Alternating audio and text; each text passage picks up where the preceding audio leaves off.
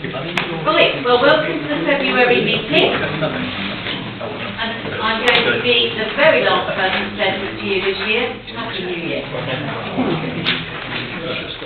Apologies from absence, we've got Theo Phillips, John Petrinos and Evelyn Stacey. And then straight on declarations of interest, I have none. Do you, Robert? Not for this meeting. Fran? No? No? No. Brilliant, excellent. Chairperson's announcement. I'm afraid I have got some very sad news. Evelyn isn't with us today because her husband died very suddenly at the weekend. Very unexpected, died in the street. So she's obviously at home dealing with all that, and a card is on its way to her, which I thought you wouldn't mind me doing an executive session. Minutes. So we need to approve the correct record of the minutes of the meeting on the 3rd of September, which has been quite a long time ago now. So can I have a proposal and a second? Thank you, Jeremy. Can you like a second? Thanks, Dominic. All those in favour? Seems to be unanimous. And then we'll go to, as we normally do, page 1, page 2, page 3, page 4, page 5. Clarissa? Oh, yes, please do. Sorry, this item 151, yes? Yes. Yeah, this is obviously an issue around the plan, and I raised the point about the target of planting trees. Oh, yes. If you look towards the bottom, third paragraph from the bottom, there's a statement being put in there, and I think it is a statement, it's not being discussed. So that regarding the increase of woodland, there's additional benefits, including enhancing natural beauty. This is planting extra trees. Wildlife, cultural heritage, public enjoyment. That wasn't discussed, and I don't think it's necessarily sustainable. To say planting more trees is going to improve cultural heritage, so I'm not sure it's an accurate statement.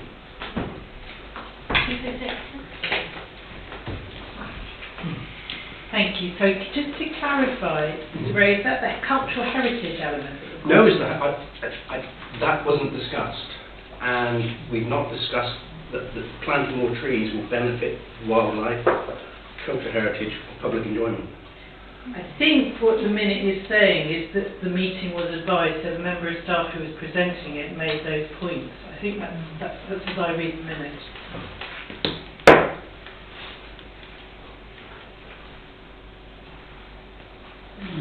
I don't remember that point being made, and I would be not right on that.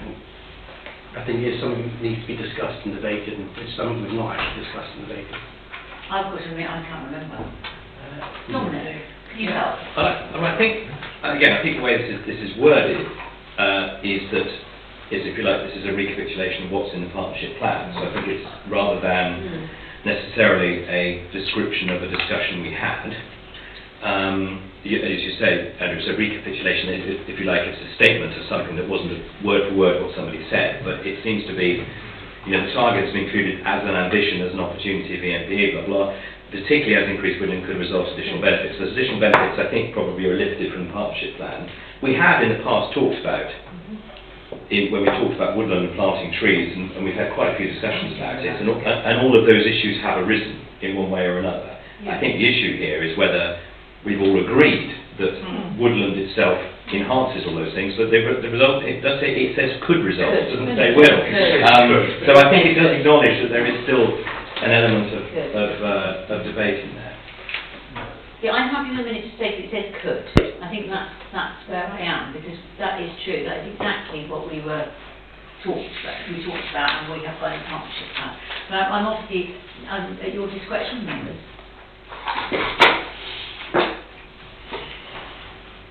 So we have approved the minutes at the moment. I'll go with it, but it will be on again in the future, yes. Yes, okay, thank you. Thank you, Andrew. Chairman. Jeremy.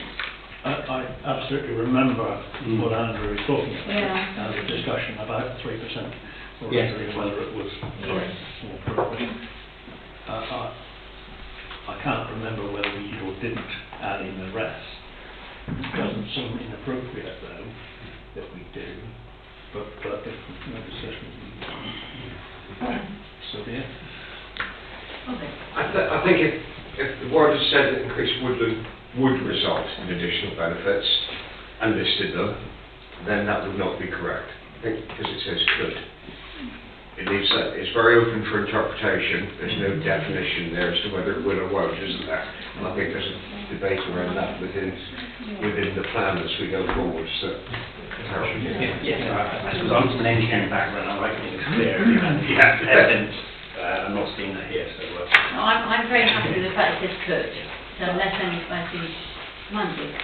I just wondered if we need a couple of sentences just to, so it's noted that that conversation was balanced with other views, perhaps just in the sentence, other views were expressed, or just something, so you just balance that commentary perhaps. I could go back to it says could, and it's at the next paragraph, it does actually outline about our concerns, about our protection policies. Just basically, Andrew's point, but I think there's a lot of research that does, projects being done where that has happened. So I think at the end of the day, it's Graham particularly always says, it's right trees, right place, and all that context thing. So I think that acknowledges that there can be issues, and we obviously will always do case by case and look at, right trees, right place, right context, so we deliver the maximum benefits that work for everyone. So I think that covers everything. Yeah, no, I recently read the book by Dr. Zita Helm, and he makes the point that actually planting lots of trees on Exmoor isn't always going to be a good thing. So there's that balance. I accept it. So I've written that it would be slightly more balanced, as Mandy said, and because it could be detrimental to the cultural heritage as well. I think that's why the word could is. Yeah, but it's saying could result in benefit, but it could result in against it. Well, I think that's obvious from that, I'm sorry. Well, it could result in benefit. It could result in negative, couldn't it? Yeah. It could. Yeah. Chief Executive. Susan? Right, we're going to move on, because Yeah. it's not agenda item, so we can't revisit it anyway. Page 6. Page 7. And page 8, which is taken on it. So moving on to business of urgency, I don't have any, and nobody has informed me of any. And public speaking, we don't have many members of the public here for this meeting.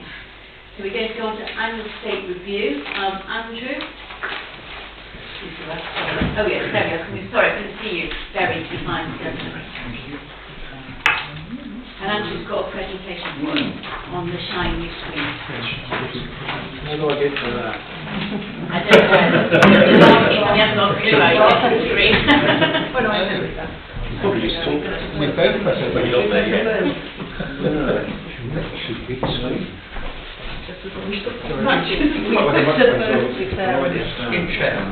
In the estates report. Oh, right. We've only just realised. Paragraph 422, I'm Chairman of Governors from Warden Federation, Stephen is Governor of Warden Federation. Found a noted though. Thank you.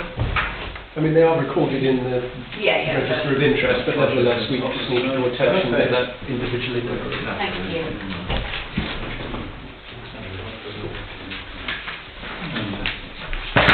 Well, thank you, Chairman. Good morning to you all. Excuse me, I take my jacket off. It's a bit warmer than I anticipated.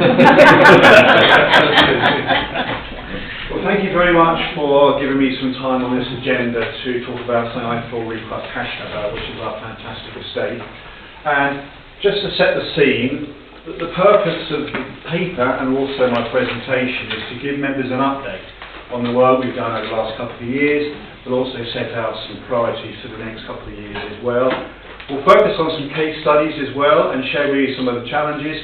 What I'm not asking for is any consents today, but what we are asking for is that the update, please, is noted.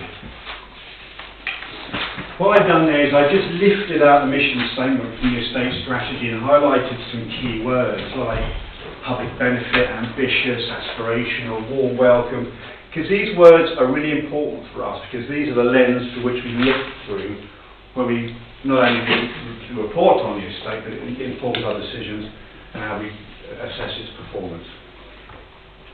Just a few key facts about the estate: 7% of the national park, 11,500 acres, that's 18 square miles. It's a complex portfolio.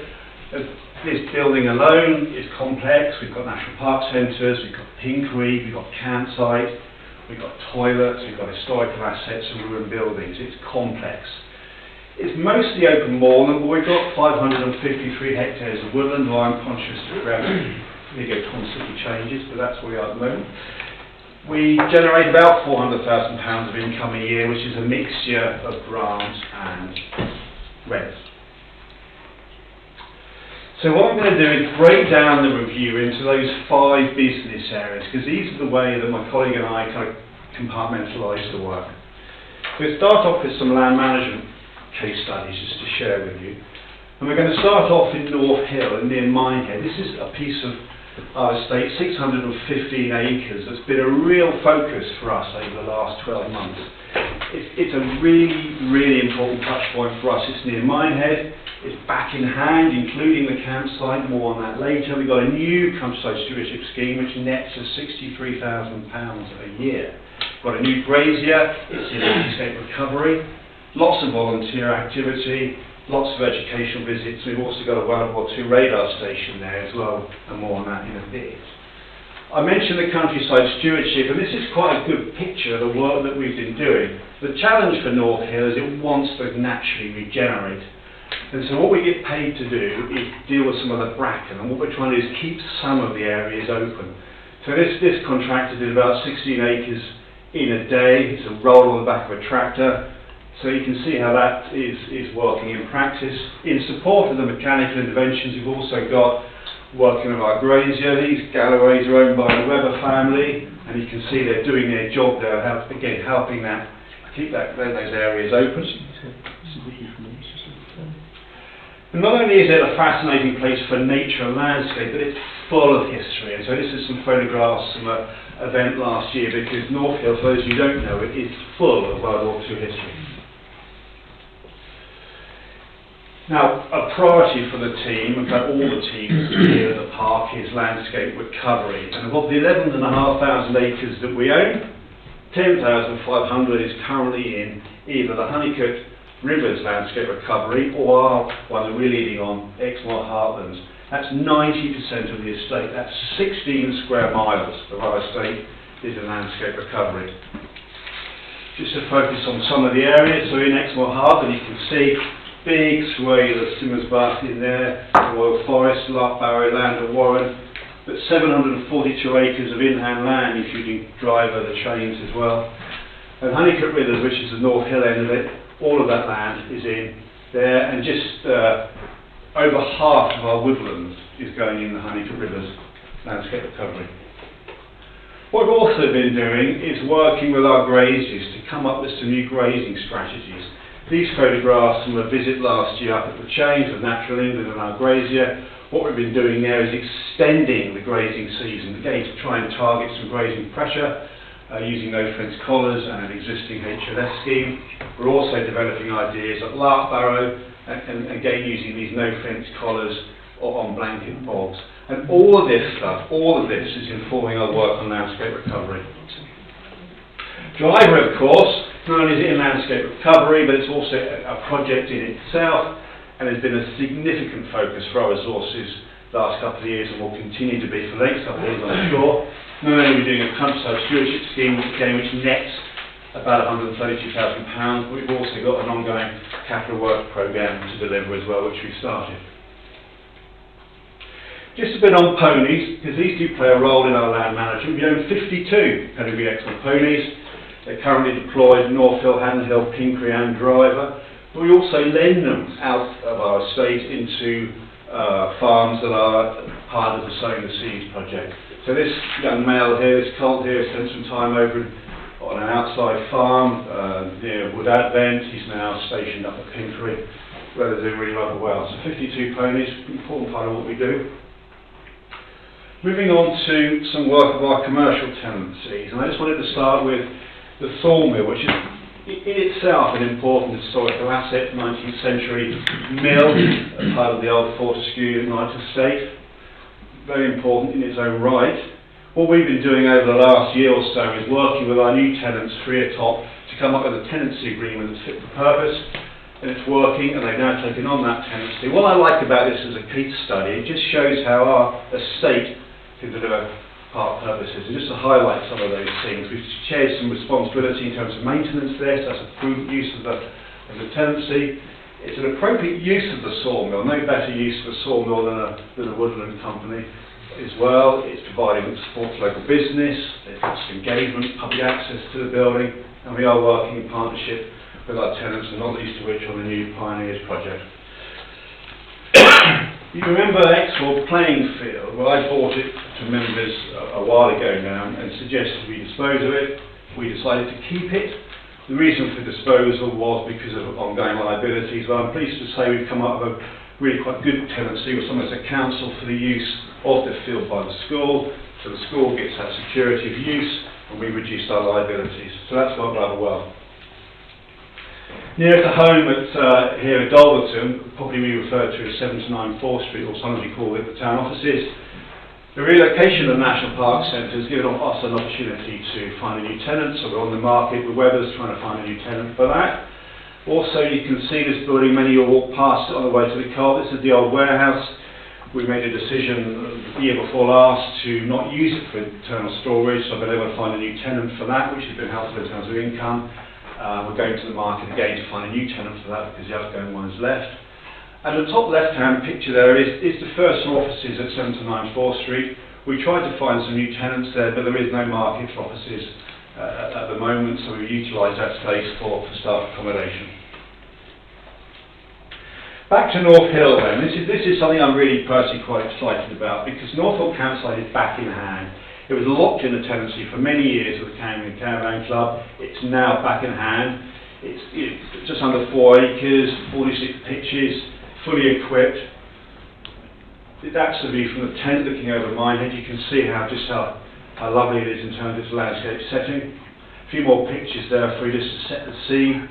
The outgoing tenants left it in a very, very good condition. So we've got a really unique opportunity to go to the market with a tenancy and find a new partner. What we're doing also is just working on the existing layout, which is quite open, introducing some more trees, potentially a bit of terracing there, just to give it a wider feel and a bit more efficient as well.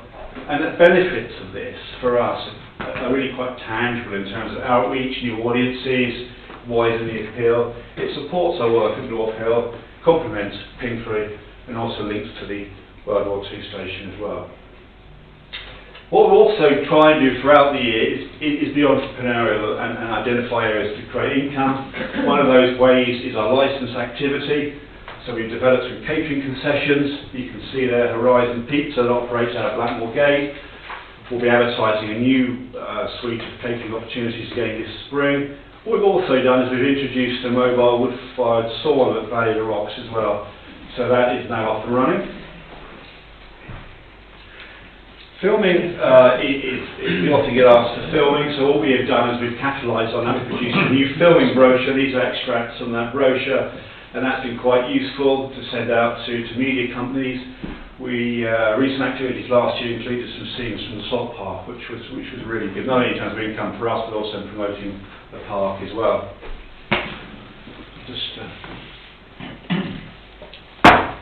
Some work we've also been doing is looking at repurposing existing buildings. And these two properties, the top one is the World War II station at North Hill, the one below is the Pound at Simmonsbath. We've been carrying out some scoping studies and pre-app and building up a business case to convert them into accommodation. The top one's near the South West Coast Park.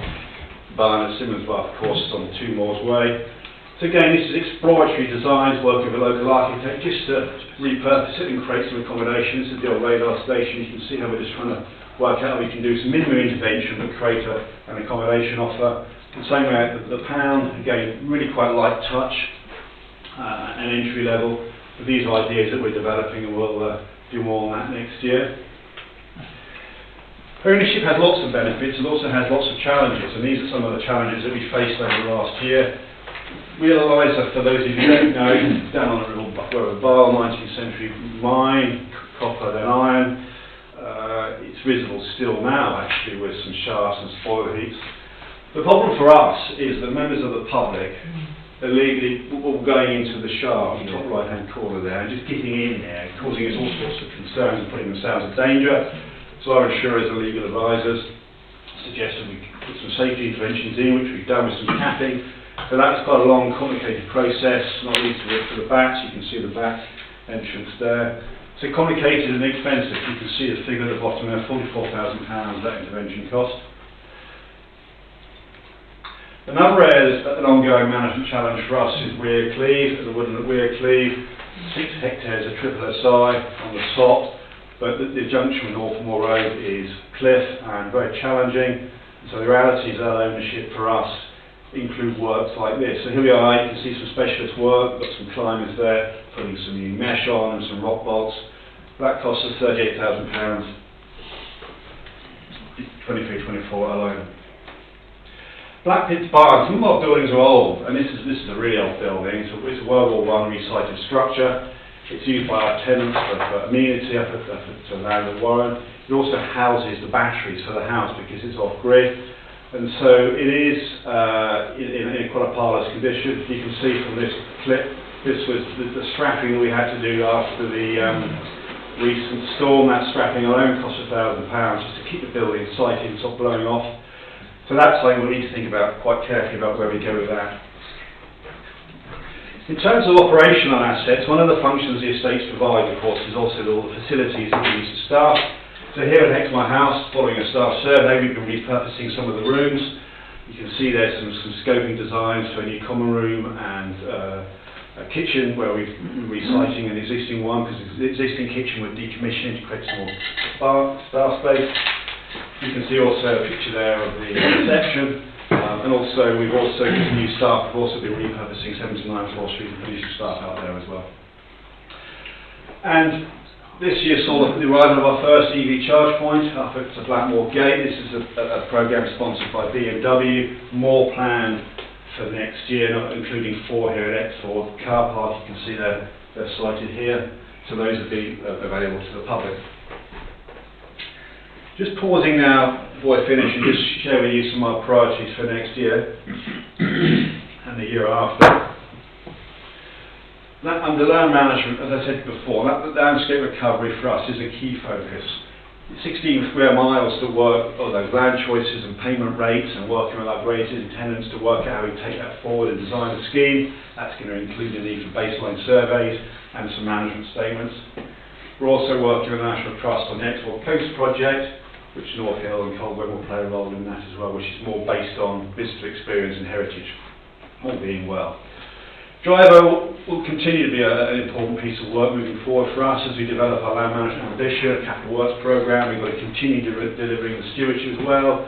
Pioneers is now started, and of course we need to develop an operating model. Tenancy recruitment this year, it's been fundamental ones this year, not least to which town offices, the warehouse and also our account side. We will continue to develop the filming offer and promote coaching concessions. In terms of capital works, this one's coming down the road quite quickly. This is the 9 kiln at Lindworth, these are some extracts from a condition survey I commissioned before Christmas. It's in a poor state, it needs pointing, it needs some lintels, it needs some lime wash. You can see its relationship with our pavilion cafe there, so that's complicated. We need to plan for that and resolve that. This is a really exciting project that we were involved in. Pinkery's got some money for some enhancements, new roof, repurposing some of the rooms, the classroom we're going to repurpose and get that looking a bit more exciting. Also includes some work to the courtyard. You can see we're going to perhaps repurpose that courtyard. These are improvements to access, making it easy to access for all people as well. And it'll picture at the top that we're creating a woodland story time place as well. And finally, one of the things that I want to do with our colleagues in finance is to work on a financial plan for the estate, because these big assets, not least to which Exmoor House and Pinkery, have ongoing maintenance liabilities, both short and long-term cyclical. So that'll be a key focus for us in terms of financial planning. So we don't lurch from one big capital expenditure to the next. We need to sort of profile that out a bit. And that's me. I just wanted to leave you with that slide because I don't know if I've managed to convince you or not, but I'm just of the opinion that ownership for us gives us a unique opportunity in order to deliver national park purposes. Okay, that's me. Thank you. Very good. Members, Andrew said, any questions? There's a lot there, and very, very good presentation. Laura. Thanks, Andrew. That was really brilliant. It shows the diversity of what we've got going on and how well managed it is and how we need to consider certain things. I've just got a couple of very quick questions. One, why did the Caravan Club leave that site? Is there anything to indicate it's not a sort of viable place to have a campsite? Yeah. I just have to shout. The reason they left is because caravans can't get to it in essence, because as you travel up the old part of North Hill in Minehead, it's very narrow, so their core audience they couldn't service, and so they focused on their core business elsewhere and bigger sites. Cool.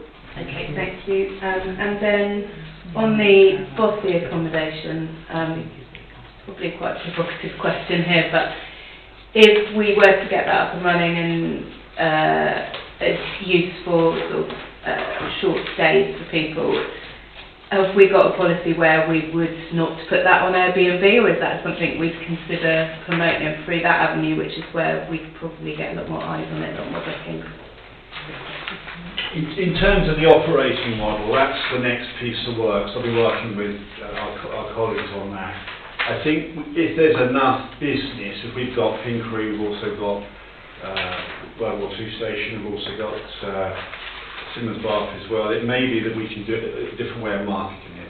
The thing with the World War II Station, radar station, is there's a possibility to annex it to the campsite. So once you recruit a new tenant for that, because they're located very near, it may be that it can augment their offer as well.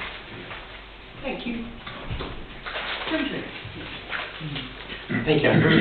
Very interesting report. Informative for me, and the presentation of it all sets it really well. Great news about the export school playing fields. Sounds a great outcome, that really. I'm sure some County Council wouldn't want to be buying property, so that's a good idea. Also, the use of the collars on cattle is very good. I've seen on North Hill, and I got there quite a lot, and I can see the difference it's making, so that's very good. One thing that's flagged up to me, and again from my experience on North Hill mountain bike up there, is the access road to Greener Lee.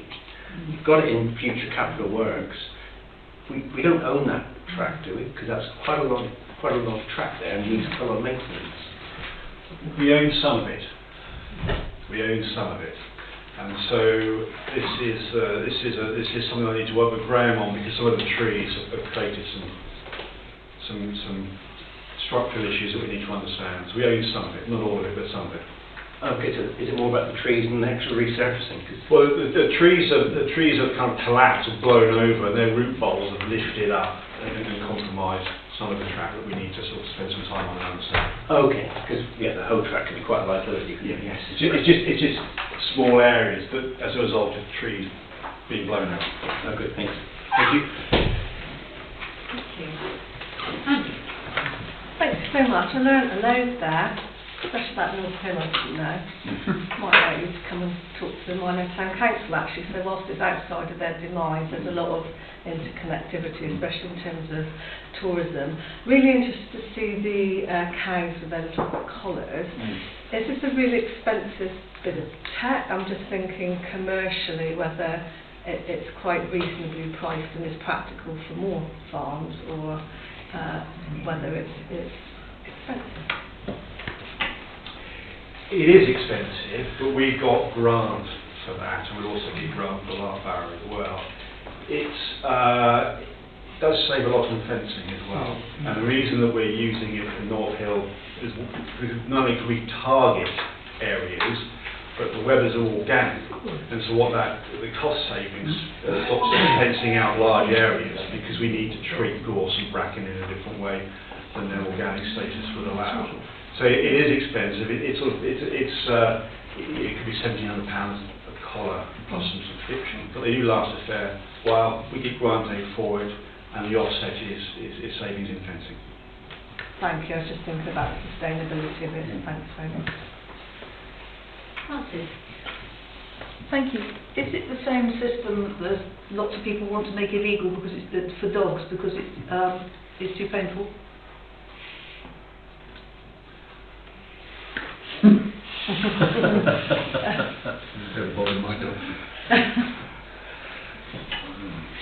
I'm not aware it's painful. I think our experience is that the cows get trained initially by music. They get played some music when they get near a fence or electronic pretend fence.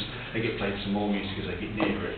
So they do get a minor shock, but my understanding is they soon learn. It's not a prolonged sustained pain. Do we know what sort of music? I'm really curious what sort of music sounds like, or don't know. Music.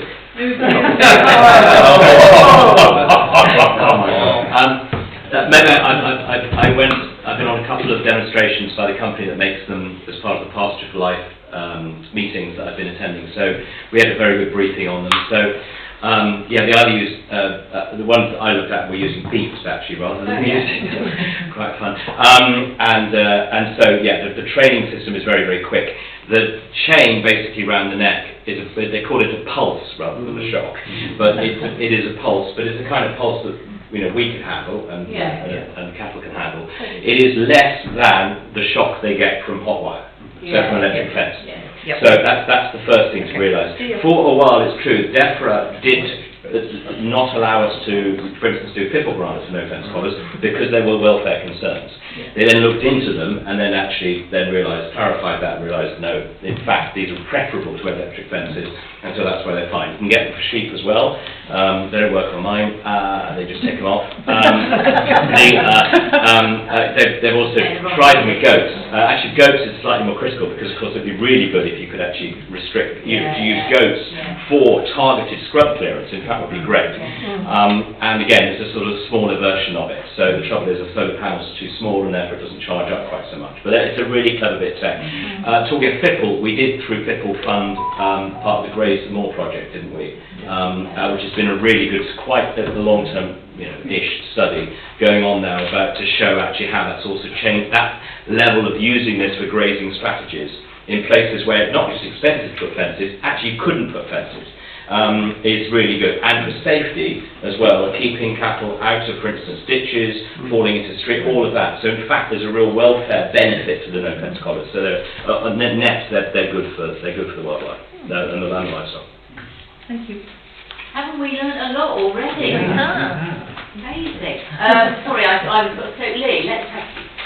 Thank you, Chair. Thank you very much. And Andrew, I just want to say a fantastic presentation. Thanks ever so much indeed. Like Mandy, being an Exmoor lad, I've learned something on there today. I just wanted to query one thing about the caravan park. We've heard why the existing caravan club came out because of the difficulties getting caravans in there. Does that compromise the chance of getting a new tenant in there if caravans can't get in there? I do applaud the use of the radar station as a link on, a bolt on to that. I think that's a fantastic idea. Well done you. But just worried about if one tenant's come out because of the difficulty getting caravans into a caravan park, would that compromise the chance of another tenant being secured? Thank you.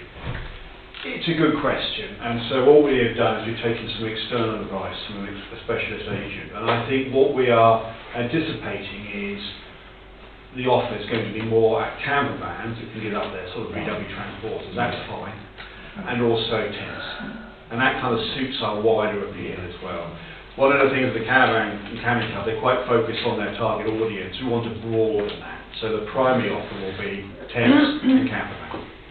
And the advice from my external agencies that works well, because people that want caravan sites will go somewhere else.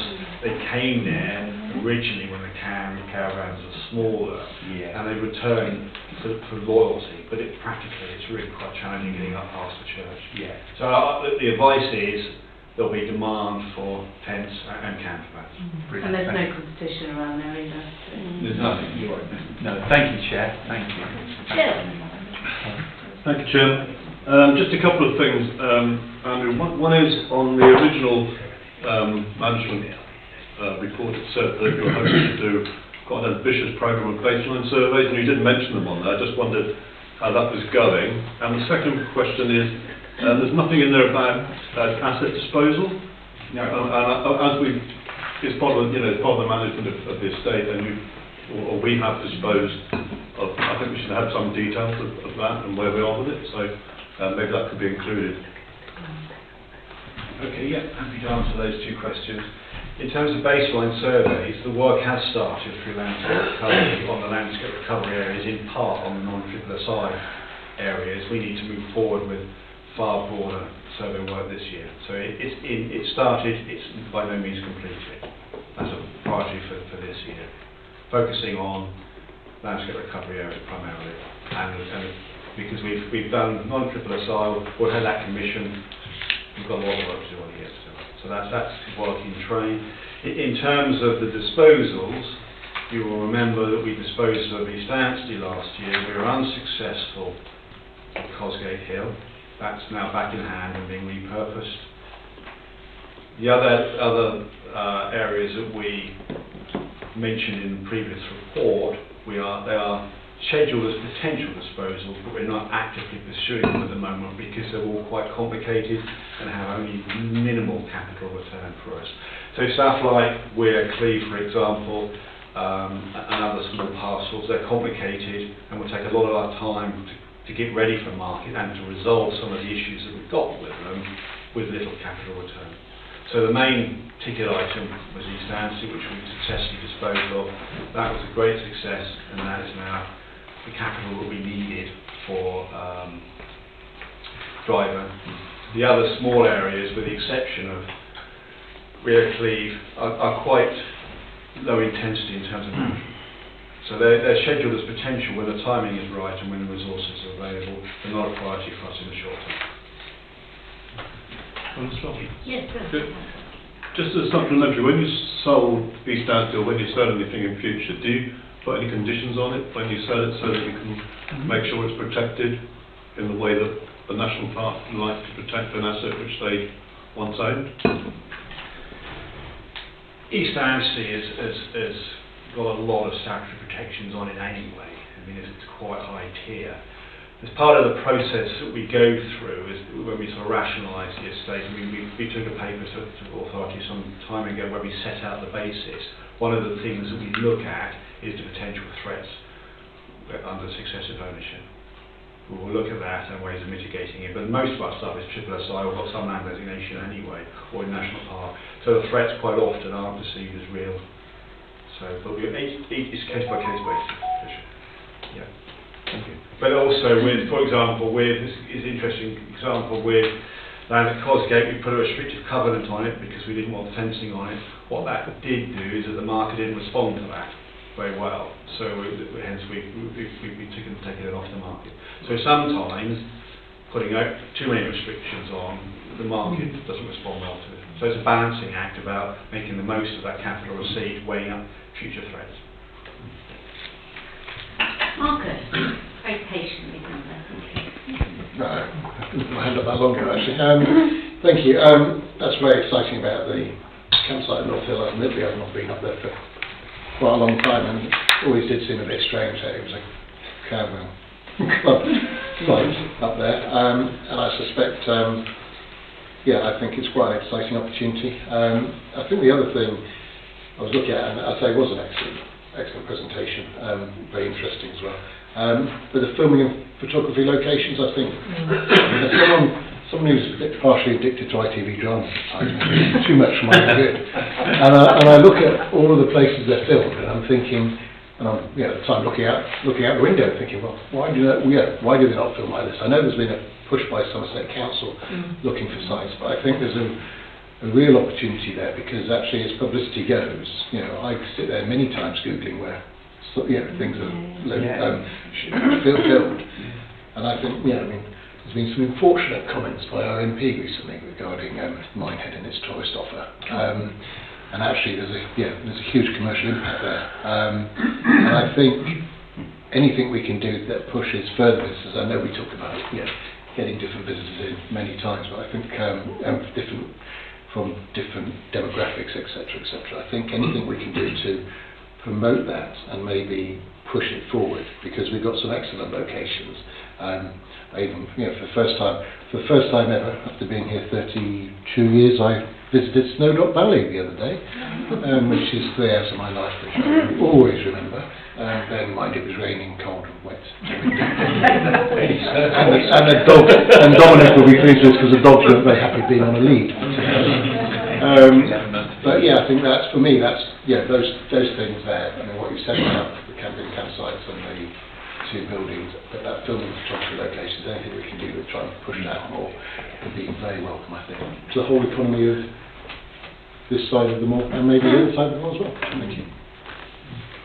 We had an interesting man speak to us at that business event. I don't know if you were there then, about the filming and filming sites. The one that was in Lynmouth.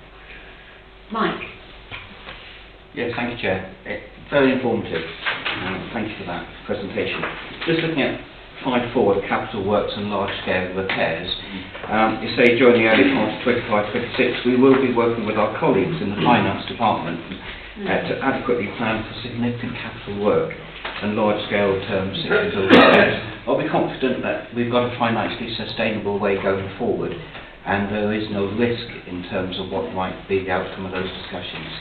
In other words, if we're looking at, I don't know, the lime kiln at Lynmouth or Blackfish, as well as Exmoor House, do we think we've got a financially sustainable model to undertake that work?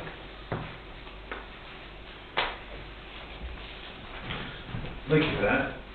Good question, isn't it, really? And I think one of the things that I'm a great believer in is that these assets, in terms of, it's a balance, isn't it? So this house, this building we're in, for example, we don't repair the roof and the capital value goes down. So it's kind of an offset in a way. So I think we have the benefit of an estates reserve, which we'll work through. The thing that we need to do is understand what those liabilities look like on a case-by-case basis. So, for example, the lime kiln, that is something that we need to understand the costings of. Again, this is just something that I've scheduled for this year. The condition survey came in at the end of last year. We're just trying to interpret it. So we have the benefit of some reserves, but I'm a great believer in maintaining the asset value as well, because each year we get these assets valued. If we don't repair Exmoor House, for example, then the asset value is going to go down. So it's kind of a contra in a way. And what I want to do with my colleagues in finance is profile what that looks like over the next 3 to 5 years. It's something we haven't done for a while, I don't think. So understanding how we phase the roofing here, how we phase the external decorations at Hinkley, for example. These are big projects. So I think more on that later, and if it's something that you're interested in, more than happy to come back with that financial plan and then set it out, because it's something that we need to do. I don't feel it's risky. I think we just have to be cautious and prudent with our assets. That's fine, thank you. Yeah. That's helpful. I've got Robin. You next. Well, first of all, thanks Andrew for suitably comprehensive report. Just a couple of comments that make there. Whilst it's evident later in your paper that we work with an awful lot of partners, it would be quite nice to have seen at the beginning that recognition of us working for mutual benefit. Because there could be a feeling, I suspect, from one or two of those living here, that they're looking at what they have the National Parks out for, what it can get out of it. How are we ensuring we're working for mutual benefit? And I think it's evident later, but it would be quite nice to see that within the preamble to some extent. Just on a couple other bits and so on. The landscape recovery schemes, we're obviously still in the 2-year phase at the moment, aren't we? Have you had any indication of whether there's likely to be any future direction on them for the next phases? And they are quite dependent, realistically, on private finance for their maximum value. Is there any indication as to whether that private finance is likely to be able to develop or not to help us? I'll just go through a couple of others a minute. First of all, I suppose on the Exmoor ponies, I should declare an interest on that one because I keep Exmoor ponies and I do know that Richard Eales has been talking to my brother about a potential stallion. So, better note that one, I think, really. I'm not involved in that discussion, but I do know it's happening. A couple other bits around. I looked around your plan there that you got for North Hill, more trees. I assume that you factored in the fact that wherever we have more of anything, there's also more maintenance to go with it. So the costs of maintaining that area will ultimately get greater. Both the accommodation, really good to see that. I think that we've got the private versions coming up. Will that likely to be an in-house, or will that be tender for people? And then I think the very last bit I've got scribbled down here was around the property ownership. Now, there are costs and benefits, and actually what's quite good to see something around here about a plan for the future. It would be quite useful as we go forward to see that sort of that maintenance plan for the future as well, because unfortunately that you're picking up a situation at the moment where an awful lot of investment has been pushed back year on year to balance the books. Unless there's a sustainable plan for investment, you always end up in that tackling the fire situation. And it would be quite good to see what we've got here, especially with the increased engagement we've got with partners, to make sure we've got a suitable investment programme in place, that we don't end up in that fire brigade action again. Otherwise, I'd just like to recommend the report. Oh, thank you. That's right. Thank you. Andrew.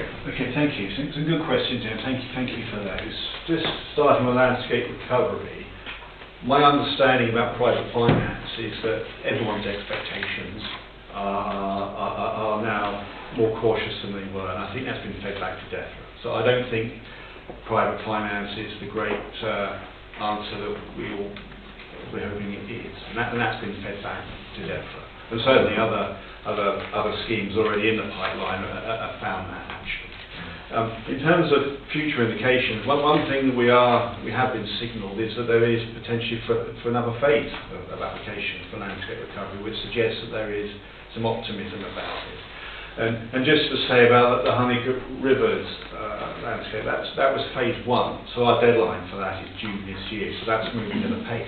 So that could go live this year as a fully fledged scheme. In terms of the bothies, and please, if I've missed the questions, come back and remind me of them, but the bothies, I'd like to think we can come up with an operating model that's an in-house model, because I think that is a much better way of demonstrating part purposes at the front end. So I'd like to think we can do that, particularly if we share the costs with the PINCRI and so on. Your point about the partners was well made, and actually a bit of an oversight. I should have made more of that at the outset, because we can't do any of this on our own. In fact, we don't do very little on our own. It's all with our partners as well. Was that all of them? I think I was only around the long-term investment. I think it's a piece of work I've been wanting to do since I arrived here, and I think we're playing catch-up. There's no doubt about it. And I think what the financial plan will do is reveal the realities of that catch-up. I mean, we might not be able to do all at once when we want, but we need to profile what that looks like so we can provide assurances that these assets are being looked after. For sure. Laura. Just a very quick one. BCP Council in Dorset have recently launched a film office. They got funding to set it up, and the front-facing part of it is a website that showcases all the diversity of locations, and then there's targeted promotion towards sort of production managers, location managers and stuff. So it might be worth just having a look at that and seeing how they're doing with that. It's something that we could replicate if funding is available for that. And Jeremy, no, got one more after you, so Jeremy, you're next. Thank you very much, and thank you for the presentation, which was very good. Just I think 3 issues. On the bothies, I note that the National Trust has got similar bothies, but using the same route. Is there not scope for some form of partnership there? On commercial tenancies, there isn't. You have alluded to agricultural tenancies and grazing, but there's no statement there about what your policies are with regard to assets and how what the policy is on terms of rental and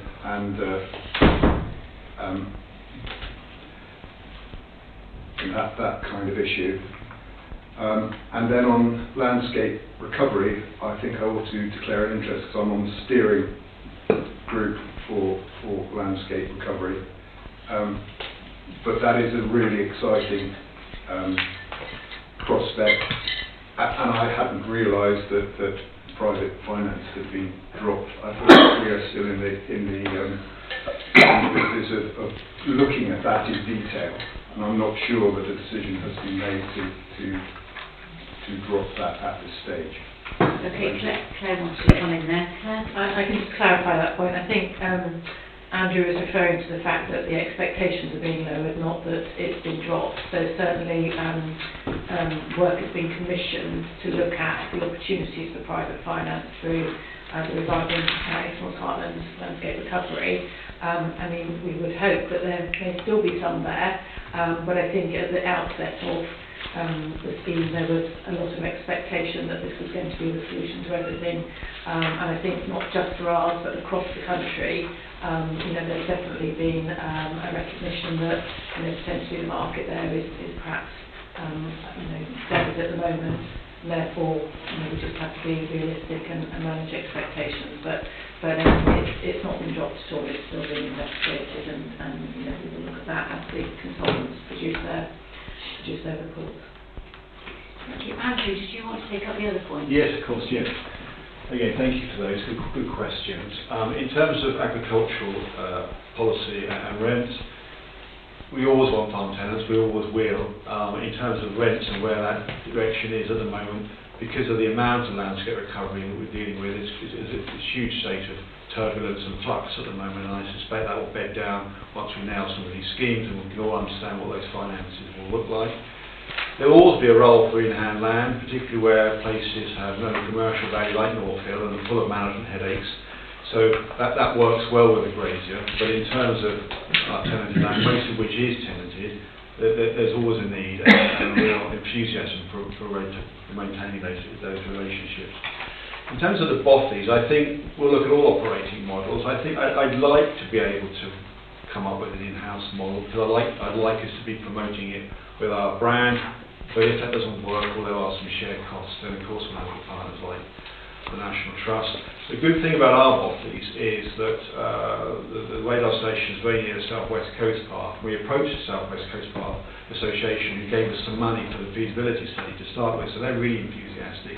And of course, the power of the Simmons Bath is on the Two Moors Way, so again there'll be some synergy there with that organisation as well. So we're open to suggestions. I'd like to come up with an in-house model, but if that doesn't work financially, then the obvious partner will be National Trust. Thank you. I've got Mandy first, Bill. Okay. Thank you. It's always people looking for really interesting places to stay, and they can command really high prices, which is a positive. So just a comment to really around camp vans and the campsite. Camp vans have been a blight of my life for many years in Minehead. We can get 40 to 50 parked all along the seafront on a night. So the challenge will be how to get them into a campsite. Minehead is one of the only southwest waterfront areas we can park for nothing. So it's very, very well known by camper vaners. And the other question just around that is that policy around a lot just go up onto North Hill, park there at night and move off on the morning anywhere.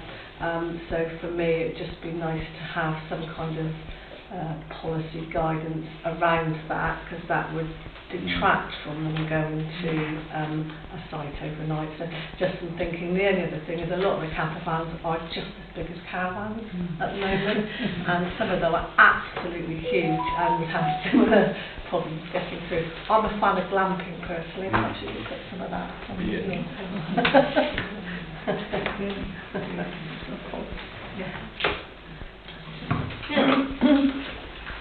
Thank you, Chair. I really welcome the report. I think it's important that members understand the details of what's happening with the report, with the estate. I thank Andrew and his team for the work that went into it and the work they've been doing for the last year or two. And they've been very busy, and I'd like to second the Robert's proposal. Mr. Pugsley, have you got your pen up? Well, it was a very quick one, Madam Chairman. I think there's a piece of work that could be done about how Exmoor has been used as a film location so much over the last few decades, just to prove, in fact, that it has been a popular place to come and make films. I mean, off the top of my head, I was just thinking of the story of the Flemish Farm, the Halfway House, I See a Dark Stranger, Landgirl, The Apple Tree, The Return of the Native. They've all been filmed here. For some unaccountable reason, Exmoor seems to be the favoured location to be Dorset. Sometimes Wales. The Halfway House is Wales. The one thing they did film here, or haven't filmed here probably since about 1935, is London because the landscape is not wild enough. But it would be a very useful bit of work to say this is how Exmoor has been used in the past, not only for film but also for television, because that actually is then a bit of a tool, I think, to say come here again, because it is a great spot to film. I can see one of your books being about this. Well, when I retire, I might write it, but in the meantime, I think it is something that useful to be done. No, that's very, very useful.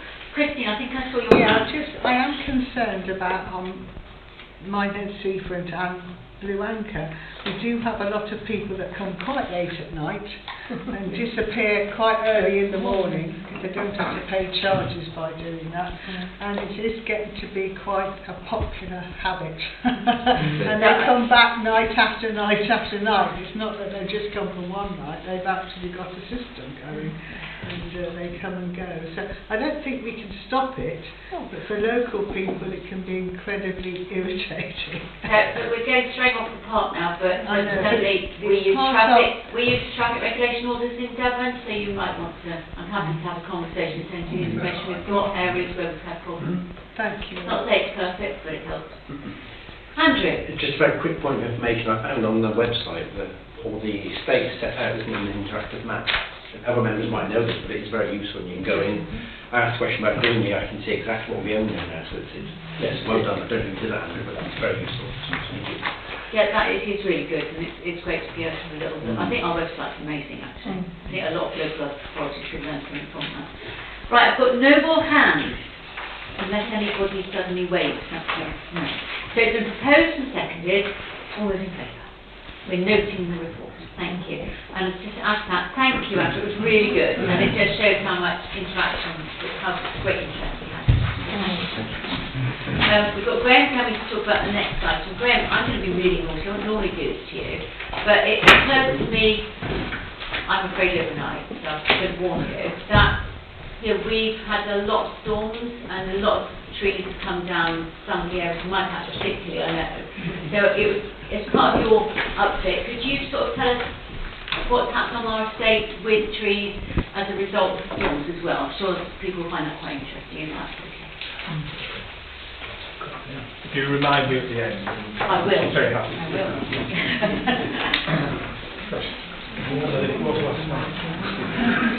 It's not cold yet. No, that one would.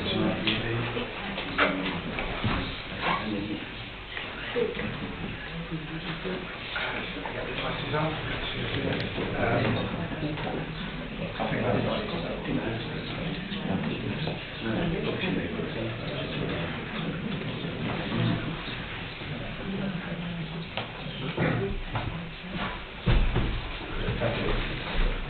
Thank you, Chairman. Thank you, members, and good morning. So yeah, I'd just like to do a bit of a supplementary piece to Andrew's excellent piece, just focusing a little bit on some of our woodland achievements over the last 12 months or so. I'm going to go through it fairly quickly because I'd also like to introduce Ian Simon Putt, who's one of the directors of Devon Tree Services, who's been our main contractor dealing with the ash dieback on our own estate, which has been a big focus of activity over the last 5 years. So I'll run through a quick summary of our main activities and then hand over to Simon to talk about the management of ash dieback. I think we're fairly tight for time, but just a quick update if one was necessary in terms of where our woodland estate is. As Andrew mentioned, we have 553 hectares of woodland, reduced slightly from several years ago. We had the Ball Valley lease, and that lease went back to the owners. But we've been gradually building up as we brought land back in terms of creating new woodland. So our main areas, the coastal woods, Hawcoombe Woods, Tar Steps, the woods around Dulverton, and several other outliers.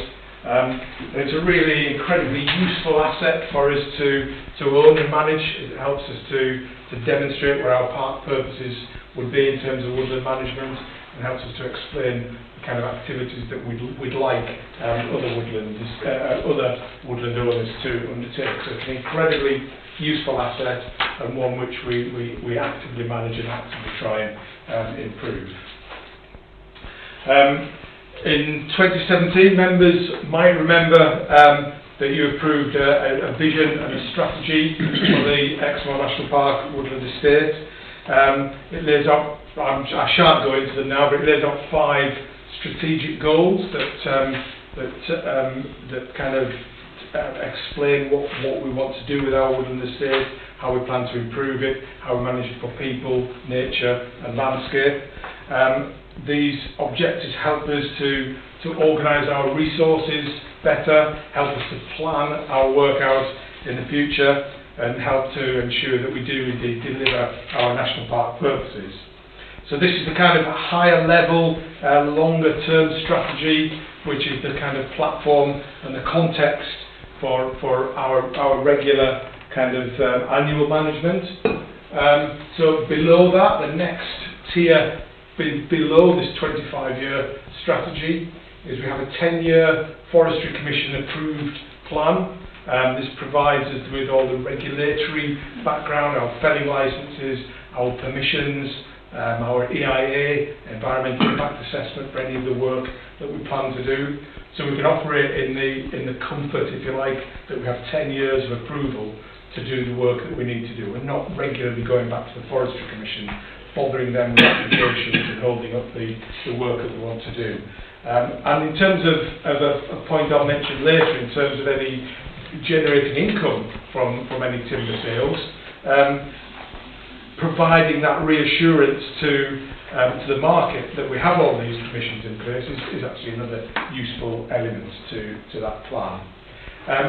Below that 10-year plan, where all our woodland is entered, or nearly all the woodland is entered into a higher tier countryside stewardship scheme, which brings £43,000 a year in to help us to manage that estate. It is restricted to a certain set of activities. We're not free to spend it on what we want, but those activities do help us to deliver most of the work that we want to do. A few small areas on North Hill are now back in hand, and they've been entered into a different countryside stewardship scheme. And I think there's still 1 or 2 areas on Haddon Hill which aren't yet brought back into our stewardship scheme. But it's an incredibly useful asset to have. And that will come to an end in December next year, by which time, hopefully, 2/3 of our woodland will have been entered into one or other of the landscape recovery schemes in any case. So that will give us another 20 years security in terms of managing our woodland. Not all about woodland management. As I said earlier, since we undertook the wider estate review and looked at how our own land was delivering for biodiversity, for people, for landscape. Some areas we figured were better being planted, and in that 5-year period we've planted something like 25,000 trees on open land on our estate, which is quite a significant number, and we hope to continue and increase that going off into the future, and quite significantly increase that in certain places. And again, as I mentioned at the beginning, the fact that we own and manage our own estate gives us an opportunity to enter into partnerships, apply for capital grants, and receive donations. and in the last 18 months we've had this kind of inward investment of around £200,000 from various sources, including capital grants from the Forestry Commission, from corporate sponsors, from private sponsors, and just individual donations. So that is a significant and hopefully continuing source of income to supplement our work. One key area that members will be interested in is our income from timber sales. Again, members might recall, again in 2017, we commissioned a report to look at how we might make better use of our asset and how we make better use of marketing timber. And up until that point, we consistently sold a small but consistent amount of timber, typically less than £5,000 a year. In 2017, we acted on the findings of the report, and we've been reasonably able to bring that income up to something like £12,000–13,000 a year. COVID, we didn't do any. We then boosted sales after COVID. It dropped a little in recent years, but we hope to pick that up. So I think that there continues to be some real opportunities for continuing timber sales. We've got a few ideas in the pipeline, and we'll be talking to a few people about how we might improve this situation. We've had ongoing conversations around whether we should or could sell manufactured products.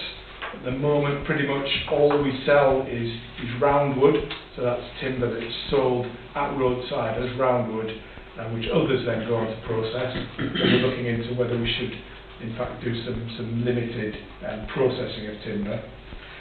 We also supply about 50 cubic metres of timber to our own workshop every year, our own sawmill. We don't charge them for that, but we do note that kind of value of timber that we transfer to them. That would be something like £5,000 worth of timber had it been bought in on the open market, and something like £50,000 if we were to buy that processed product from the open market. So being able to supply that timber to our own workshop is incredibly useful. Just like to run through a few highlights, just to give you an impression of the work that we've been doing this year. So Hawcombe Wood National Nature Reserve, we've been embarking on a long-term coppice programme. That has now resulted in quite a significant improvement in the heath fritillary butterfly habitat, and that is doing incredibly well, to the extent where we had what's called a super dispersal event last year, and these butterflies now have migrated onto areas of 10 kilometres away, so it's been incredibly useful. And in partnership with Butterfly Conservation, we do regular counts, and it's an incredibly successful project. It's one of the best woodland sites in the country for heath fritillary, and this is now the biggest area of working oak coppice in the country as well. We continue to develop our continuous cover forestry at North Hill. So this is sometimes called close to nature forestry or irregular forestry, and this is really a process that's designed to produce timber, but in a way that helps conserve soil and water and improves biodiversity. So it's a practice that is much used on the continent. The French and German forestry industries are very good at this. We're slightly late catching up, but this helps us to demonstrate that productive forestry can be worked alongside these other desirable objectives such as soil, water and biodiversity. The Royal Forestry Society wants to do a piece for their quarterly journal of forestry this year, so this is a really successful project that we're really proud of.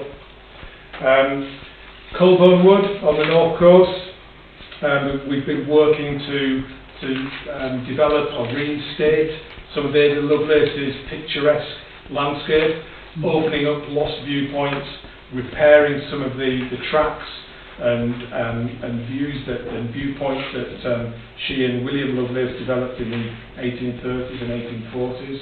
and we're now working with a newly formed group, the Ada in Lovelace, Ada in Porlock group, who have got their first volunteer event on Friday, in fact, so that's a really successful outcome, and we've got more work planned to kind of redevelop and regenerate this lost picturesque landscape. Our tree nursery goes from strength to strength. We're on target to have produce up to 10,000 trees per year for projects on our own land. We've been very good in terms of securing some of the physical assets. So we've got the carbon neutral building in place that was funded from an external capital grant. We've got our solar panels going in soon, and they were supported from an external grant.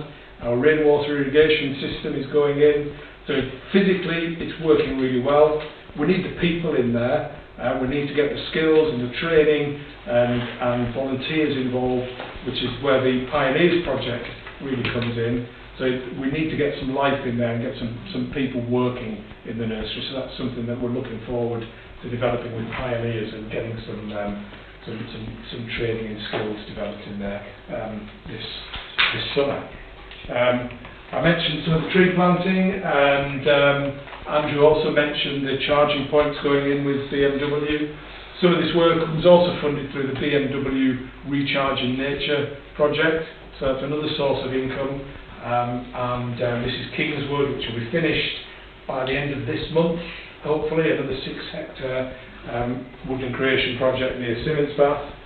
And along with things like our wood pasture and new parkland planting, all part of this temperate rainforest mosaic that we're trying to develop, we're really expanding our tree planting and increasing tree covering in a way that we hope demonstrates a bit of integrating it properly into the landscape. Again, this was privately funded. The Richards family, we're very happy to be mentioned here, donated £25,000 to do tree planting somewhere around Simmonsbath, because their family loved Simmonsbath and gave us some money to do this kind of work. The final point really, ash dieback. I won't say too much on this, because I'd like to hand over to Simon to talk about the management of ash dieback. We appointed Devon Tree Services 5 years ago, following a full competitive procurement exercise, and they've been delivering an exemplary approach to managing ash dieback. I think I should have put the slide up. One of the key takeaways here, it's 4.2 on the report, is really the chart that shows the spend, and we've spent something like £350,000 on managing ash dieback over the last few years, which was something which gives Ben a complete nightmare every time I go and see that for more money. We have no choice. We have to deal with this problem. I think working with professional contractors, we've managed to bring the situation, as you can see from the chart, we're managing the whole situation down, and within a couple of years we'll be able to kind of absorb some of that work into our regular tree hazard assessments. But we are worried about other pests and other diseases, and this whole climate impact and tree stress is going to be an issue that we need to keep an eye on in the future. And it's worth noting as well, it's not just us. The Oxford University have done some research recently that suggests that dealing with ash dieback is costing the UK economy £15 billion. I would suggest it might have been easier not to let the disease in the first place than have to spend £15 billion on managing it, and that's probably true for any biosecurity issue, but that's where we are, and if we end up having to deal with other massive diseases, then the cost is going to be equally significant to us. So yeah, I'll kind of leave it at that. I don't know whether we want any questions now or at the end. But I'm happy to... Should we go on? What about the storms there? Oh, sorry, yes, okay. You didn't say remind you. Yes, thank you. Okay, so yeah, I mean, we had some the Storm Dara caused a huge amount of impact. Somebody mentioned the track at Grenelly. I think Culver Cliff Wood and the coastal woods inevitably received the brunt of the problem. And I think our field services team dealt with several hundred trees directly across footpaths and rights of way. They may still be out there at the moment dealing with the South West Coast Path. It's been a huge problem to deal with. And certainly in those coastal woods, we've lost some incredibly important trees. Some of the Luttrell era Corsican pines have been lost, these beautiful kind of veteran trees, and it's caused a huge impact. Those coastal woods have been the worst affected. Bettina, my colleague, had just completed a hazard tree inspection around all of our properties. No sooner had that been completed, but Sheffield were doing all the checks. So it's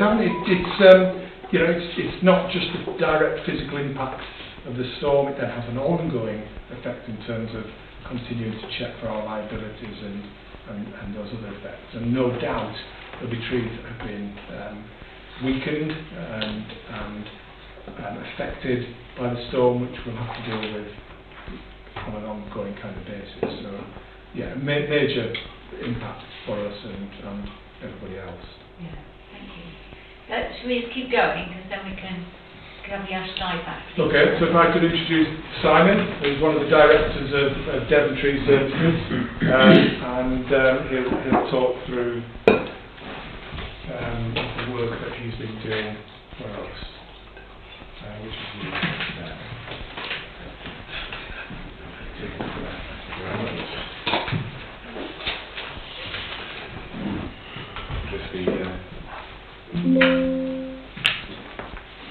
Thank you, everybody. Thanks for having me today. Thank you, Graham, for the introduction. My name is Simon Putt. I'm from Devon Tree Services. We're a local contractor. We specialise in domestic and commercial tree and hedge removal, along with a quite forward-thinking consultancy side. So we advise on tree risk management and ash dieback in particular. So I will give you a brief introduction on ash dieback. So devastating within this country, introduced from Europe, found in Europe in the 1990s, and then first identified in the UK in 2012, unfortunately. Key symptoms, so leaf wilt, discoloration, general dieback in the canopy, dark lesions on the bark and stem. Younger trees are much more susceptible than mature trees. Dieback in shoots and branches, so you will see that quite often driving through the highway network along the road. Lots of dying ash trees, quite visibly dead due to the dead branches in the upper canopy, and also more often than not you'll see a collection of new shoots, which is the tree in stress trying to survive, and lots of patches of dead bark. So typical sign across Devon nowadays, that's where I talk about what we call pom-pomming. So a collection of new shoots, that's a tree under stress, trying to survive, trying to put new leaf cover out. Photosynthesis occurs, that's a tree, just a sign of distress, just trying to survive. And this is another one, typical tree we've been dealing with up on Exmoor in the woodlands. Large mature ash tree, very thin crown when compared to other trees around it. So the impacts of ash dieback, so you've got the environmental impacts. Obviously the big one, threatening the native ash tree in this country. The loss of biodiversity and habitat for value, so there's not a huge amount that solely relies on ash. However, it is part of that woodland setup, the biodiversity of the woodland. And then you've got the economic impact, so like Graham touched on there, £15 billion it's expected to cost at the end of this. That is tree removal, so the cost associated with removing the trees, the cost associated with replanting, but also trees provide a function, so they provide benefits within our towns, within our cities. They clean the air, they reduce erosion, they reduce runoff. All of that combined is a machine, and it provides a function, so we can ascertain, we can put a monetary value onto that. So that figure is included within that 15 billion. And then you've got spread and scale, so it's estimated to kill up to 80 to 95% of the ash trees in the UK, unfortunately. The fungus spreads via airborne spores released from infected leaves and bark during the summer and autumn. So the priority ash dieback programme for us commenced in 2020. As Graham said, there was a tender that came out. We were excited to take part in that, and we were successful, which we were very, very happy about. Initial focus was on Simmons Bath. We had a contract meeting to start, and that was seen as the priority target. That was ground zero for Exmoor. Lots of big, mature trees. High target, as in lots of people walking in amongst those trees. And it was a difficult site for access. When we took on the contract, it was pretty clear we had some key performance indicators. Those were to avoid or have no tree-related failure incidents which involved members of the public or structures, dwellings.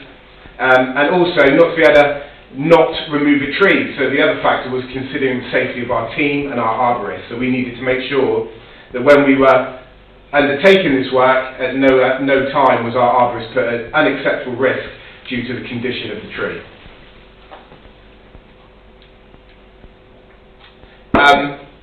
So 2019, prior to us coming on board, there was a survey undertaken of all the ash trees within all the high priority sites.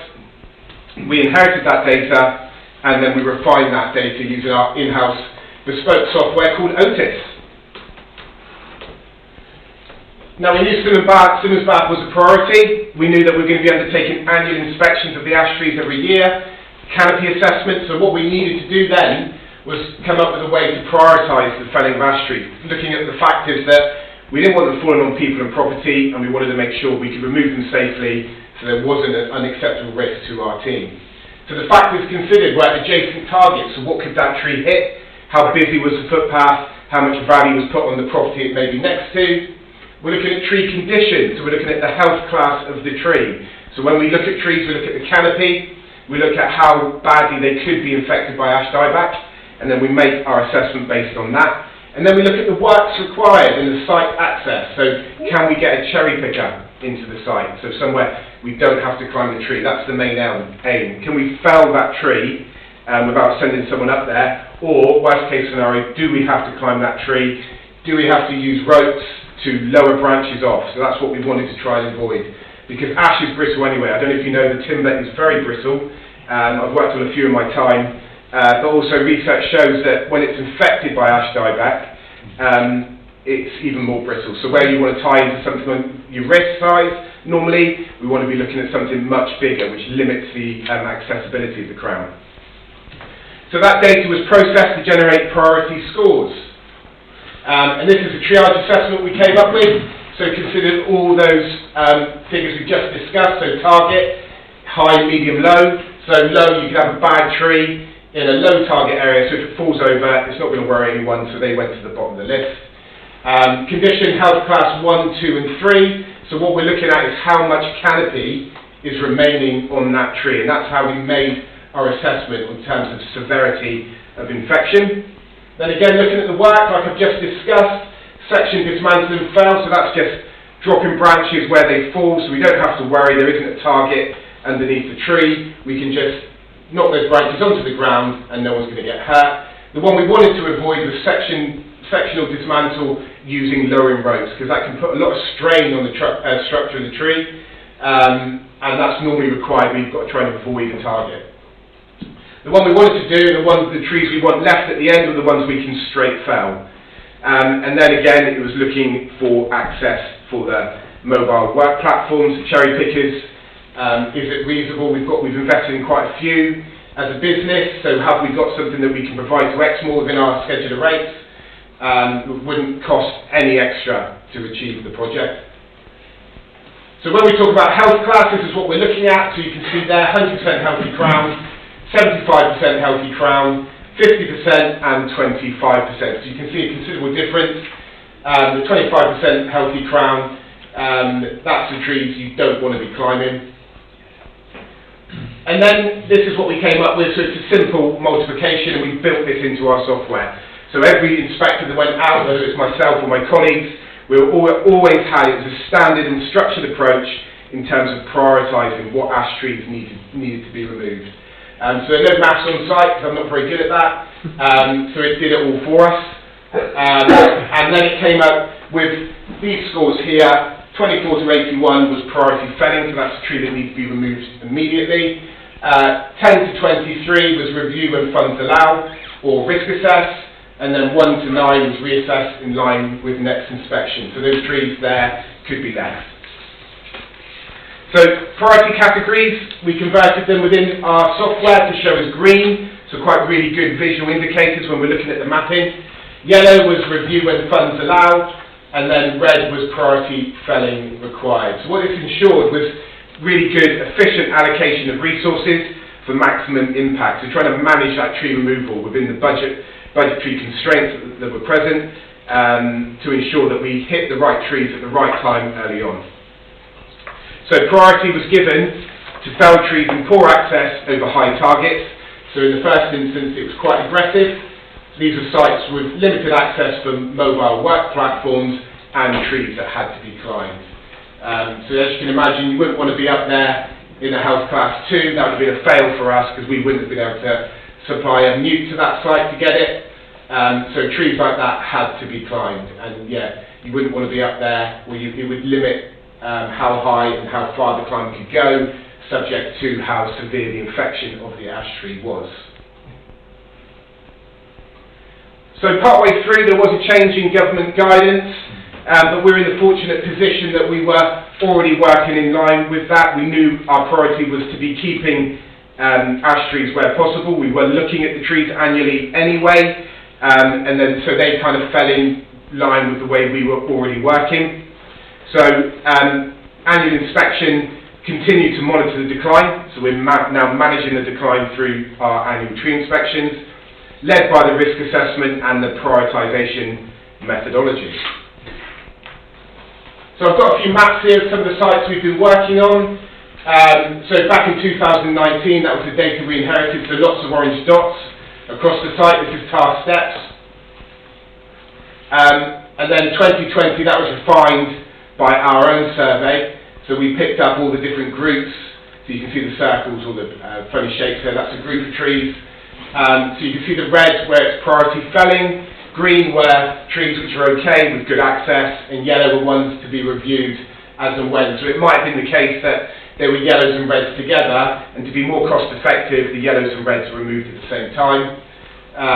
So tar steps was a good example of how decline was quite rapid across the site. 21, you can see all the reds and yellows. We've got reds are gone, we've still got greens and yellows, but by 2022, everything has succumbed to ash dieback, so we're left with a few smaller greens and a couple of yellows that we're just keeping an eye on. So we keep an eye on them, we know where they are. So that was a total of 32 trees removed across tar steps, and that was a very difficult site, very big trees. 2019, this is Paddon's Wood. Again, this is the data we inherited from the previous survey. 2020, that's how we tidied it up. Again, you can see the reds, yellows and greens.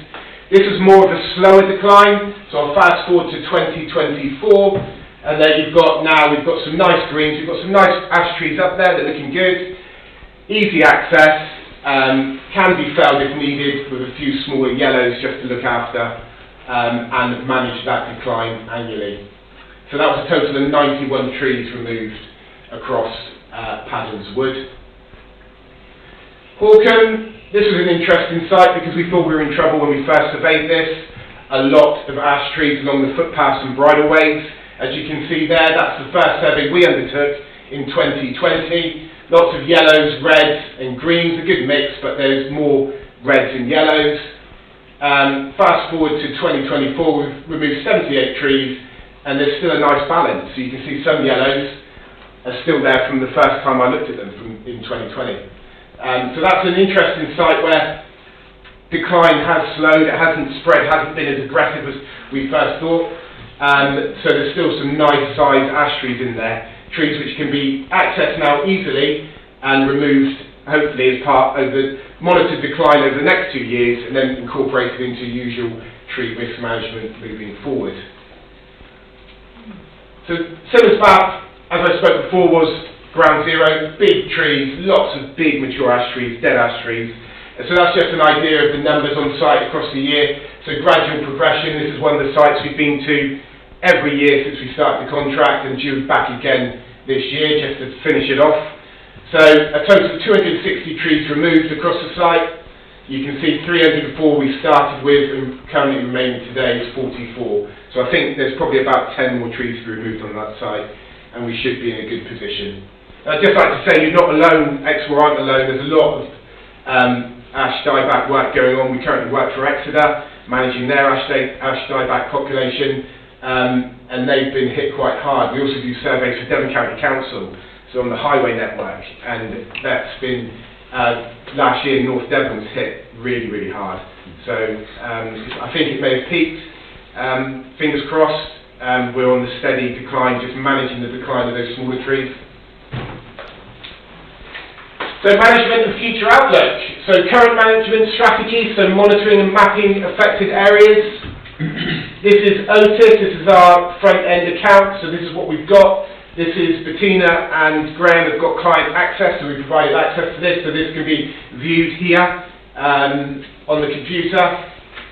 And that's an example, so that's all the sites we've been monitoring and mapping in line with our priority regime. And there you can see there's still a good number of ash trees present.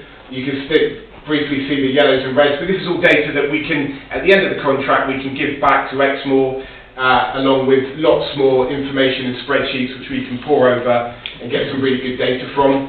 So that's easily transferable from GIS, so a good tool to have moving forward. Management and future outlook. So removing infected trees to prevent spread, so that will still go on. But what we want to be is in a position where these trees can be recorded incorporated into normal risk management. So, for example, a tree with a no target area, which can be straight felled. That's what we're looking for. So that tree can just be felled easily with no major expenditure. And then identifying key individuals to maintain for the long term. So this has been a big one for us. What we're trying to do is maybe look into, are there ash up here which are resilient? For example, Exford, this ash tree in Exford, that's unchanged from the day I looked at it in 2020. So fingers crossed it's still looking the same this year when we go back. Quite a significant specimen of a tree. There were ash the other side which we have removed. It may be that it's isolated from the spores, we don't know, but it's been looking good. So hopefully that's one of many we can retain for the long term. Thank you. Okay, thank you. Okay, members, we are running significantly behind time, but I'm sure there's some questions that you might want to ask the two gentlemen. You've all gone very quiet. Candy? Can they recover? As in, can they get a little bit of ash die back and actually the tree recover itself? There's been lots of research into pruning, possibly, and we did notice as part of the surveying that some trees looked like they were recovering, but what that was, it was a tree under stress, putting off a new shoot, so the canopy was looking quite thick, but actually, you go back the year after, those shoots had died back. So, no, in general there isn't any recovery, but it will be a slower decline than first fall. Jeremy? Thank you, Chairman. Thank you. So on that basis, really, I have seen some ash surviving, surrounded by dying ash. Yeah. So there are, I hope we might save some. And just looking at the rest of that paragraph on paper, can you offer us any advice going forward in terms of what we should be planting, a more climate change resilient species perhaps? Are we still looking at only native broadleaf, or should we be looking there is a lot to be wider? said, for native trees going back in. Stuff that is a bit more resilient to something that's a bit more, we've had discussions about it before, haven't we? That's definitely a discussion we had about what species you consider, but there is a priority to keep it native. That still is what people would recommend, Thank you. Nick, you were next. Thank you, Chair. So what I understand from this is that there is no recovery from ash dieback. All the ashes are going to die. If they're infected, there's an increased likelihood, I personally haven't seen anything. And is there any way of stopping them being affected? I mean, can you find some ash trees that are immune, if you like, and then use those to plant other ones? Or is it every ash tree we've got, once it catches it, it's dead? What we're hoping for is that 5% that will, Dutch elm disease, Now we're resilient elms, quite isolated elms, so what we're looking for is to find those ash trees that are resilient and then use those for future research to try and find some more resilient ash trees to the disease. Graham? Yeah, if I could just add to that, thanks Nick. I mean, there is a project supported by the Future Trees Trust and Forest Research for the Living Ash Project, and they've identified what appear to be a number of resilient individuals and using kind of accelerated breeding techniques, grafting. They've now built up quite a resilient population of ash trees, with the hope that there might well be the chance to get resilient population re-established. So the fear was, and probably will still be played out, that we will lose 90–95%, but there's a good chance there's some inheritable resistance in that small resilient population. So yeah, I think there's probably a better chance than we thought 5 years ago of a resilient native ash population being re-established. Thank you. Andrew? Thank you much for the presentation on ash dieback. I've got a number of trees that got ash dieback, so I'm reassured they haven't gotten brittle yet, so I'll keep monitoring them. My question actually is to Graham, and something you put in your report which is crying out for a question. The story is priceless. And you touched on it before about we currently sell just basic wood, but if you did something to it, you can make 10 times more. I know you touched on it, I just wonder, is a business case can be done on that? I mean, could Driver Farm be used to house some stuff? And just the phrase, sorry, is priceless, I couldn't resist. I would really welcome that conversation with members and with other members of staff. I mean, our reluctance has been around the potential accusation of unfair competition, that we don't have to cover the full cost of manufacturing that a private business might. So that's been our fear of going down the route of processing timber and selling manufactured products on the open market. I'd like to talk about how we address that and how we feel that we could do that. Maybe we can enter into a franchise arrangement with a partner to sell our material, but through a private kind of company. So I think there's ways of doing it. But that's been our reluctance, and as I said, we very much welcome that conversation to see how we get around that. It would make sense to do a business case and see what could be made, and then look at the market challenge you're saying. Yeah. I would have thought, and then is there a licensing model, and there must be something there, mustn't there? There must be, but yeah. But I take your point about nervousness of being competing with other companies. So, and well done on the Ada Lovelace stuff as well. I mean, I don't know if people know, she wrote the first algorithm.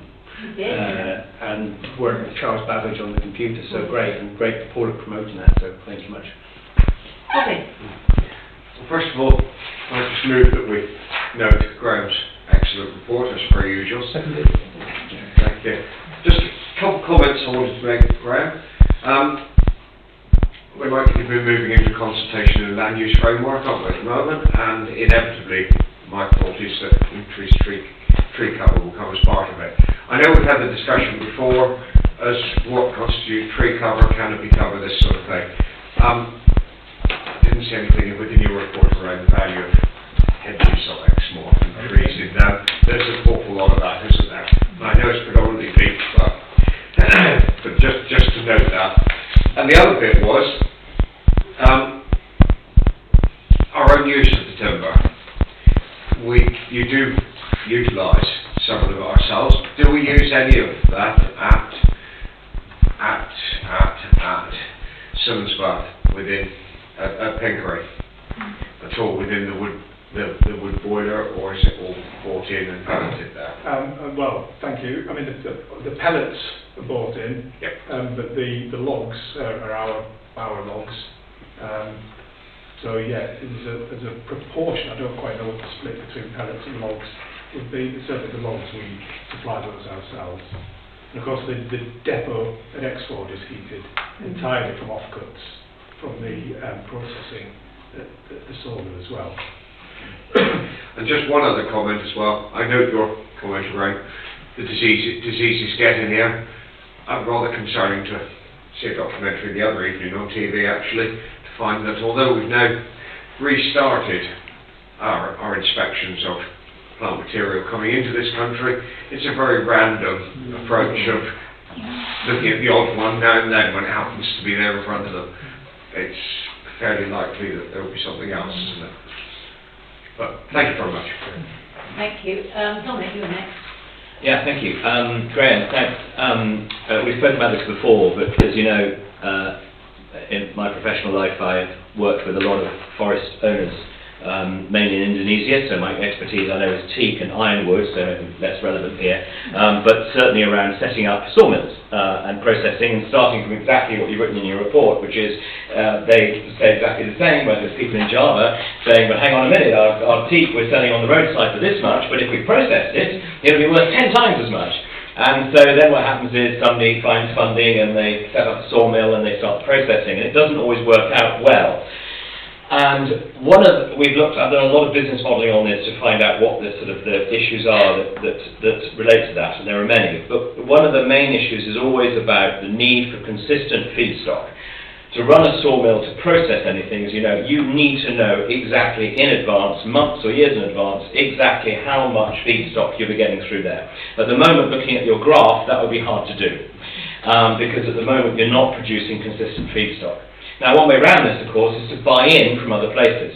So it's actually to work with other landowners and farmers and actually see whether one can actually pull in other timber in order to actually bring in a consistent feedstock level. Now that, in a way, if you like, offsets slightly the potential charge that we're competing, because of course it means we're a buyer, which actually of course we're then beneficial to landowners, particularly if we're helping them access wood that otherwise they would have no use for. We see a lot of piles of wood lying around, right? That either people are burning or it's just lying there to rot, and because of the difficulty and expense of actually getting to it and getting it out. So it's solving that particular issue. Now this is something where we could look at ways of solving that using the expertise that we've got from our own estate. So I think we do actually have something, if you like, to sell there in terms of that expertise. But modelling it, and I'm happy to help doing the business modelling, and I've got templates to do this, if that would be helpful. The other thing you mentioned is about climate, as you said, and we've said it before, climate change is meaning landscape change. Our landscape is going to change. And I think we need to bear this in mind when we talk about planting trees, to come back to something we mentioned earlier, which is that if we're trying to fix a landscape aesthetic based on how it was 100 years ago or 150 years ago, we have to bear in mind that that is already outdated and possibly impossible because of climate change. And therefore, thinking about where we put trees isn't just about where were trees there 50 years ago, but it's about would it now be a good idea to have trees there, even if it compromises a view that some may regard as being aesthetically valuable. I know, I just thought I'd throw that in there. Thank you. I'm not even going to look over the direction of Andrew. I can't see him, he's not in the room. Jeremy. Thank you very much. I don't want to prolong the discussion. No, you're not allowed to. I know. But what I wanted to do is just make sure that we thank properly those teams that have reopened the public rights of way network. And just make sure they're thanked and our appreciation given, because the work has been huge. Okay, with that I'm going to stop all this. We are noting before we've had a proposal, we've had a second up. Would you all like to vote on that one? And Graham, can you please take back our thanks? Yes. So those of you who aren't in North Devon, I can tell you the 839 Waterloo Road continues to be shut. And that's all from Storm Darragh. Thank you. I don't think how much it's costing, but there we are, still nice. So, item 9, Standards Committee work. Well, thank you, Joe. I'm afraid I haven't got any fancy PowerPoints around this subject. The report before you an update on the work of the Standards Committee, briefly since the last meeting back in November. So the first part of the report is for you to receive and note the draft minutes of that meeting, which are contained on pages 1 to 4 of the report. Then there are 3 elements for your adoption and approval. So the first of those is the member growth protocol Appendix 2. Pretty much aligned from those principles. That's detailed in that appendix.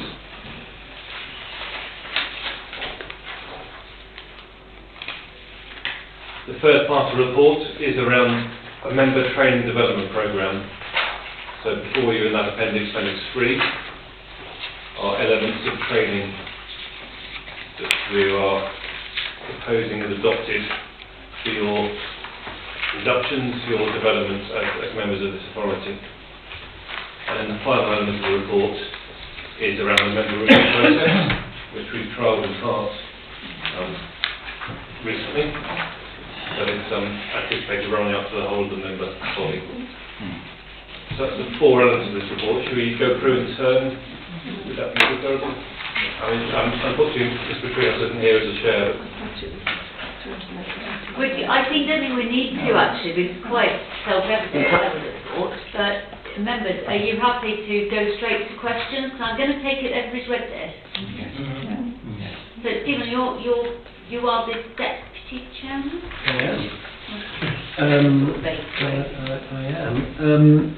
I just wanted to say, actually, I think it is relatively straightforward. And unless members feel that they need to go through it in detail, I think the recommendations are really quite straightforward. So I would like to move that we do accept them and act on them accordingly.